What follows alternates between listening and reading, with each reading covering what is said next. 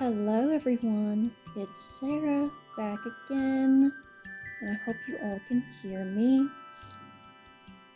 And I've had so many ideas and things that I've been working on lately. They all seem important, so it just seems like everything is all over the place, but I'm trying to be methodical in what I'm doing. And one of the secret projects I just keep hyping up involves this spool knitting. But it's not just this cool spool knitting where this is how I've managed my big old long thing of spool. And this is the yarn that I'm currently using. So I'm just gonna tell y'all what my cool idea is. For my birthday, purchased some Knit Picks wool, the Andes in worsted weight, and it is bare so that it can be dyed. And what I want to do is take that yarn and use something like this, spool knit it into a giant jumbo thread, and then dye it. So imagine like this is a big old skein of yarn, but it's bare wool, and that would actually look super awesome. So that's really what I want to do. Of course, it would take quite a while to get through. I want to actually time myself to see how much of this I can knit up on a loom like this in say 20 minutes or 30 minutes.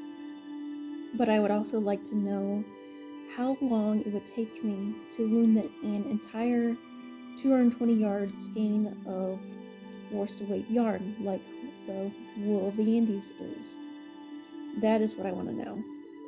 I also have some cool ideas for some Redbubble designs for my Redbubble shop, because I would really like to get those out of my head, and I think they would look awesome.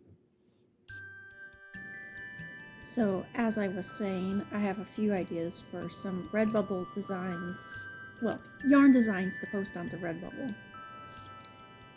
But in the meantime, I have been doing the drop spindling. So, if you didn't catch it, my video from last week showed me making up these bets. I had 4 actually, but this is the only one that's whole at the moment, because I have actually successfully, plied on my spindle and chain plied my yarn with a spindle. And how did I do that? Well, you can kind of see that shelf here behind me. Right about there, I had it's a part for my weaving loom so that I can wrap the warp thread around it when I'm warping the loom. I just attached that to the shelf up there, and I used a paper towel tube to make a bobbin, which slides perfectly right over the dowel, and it spins with very little trouble. It's not perfect, but hey, we work with what we got. And as long as I have enough twist and my singles are spun how I like them, they turned out great. Oh, there we go. Sometimes this gets away from me. So I've been spinning, and I have those ideas for Redbubble, and I have my idea for my spool knitting jumbo yarn that I want to dye up.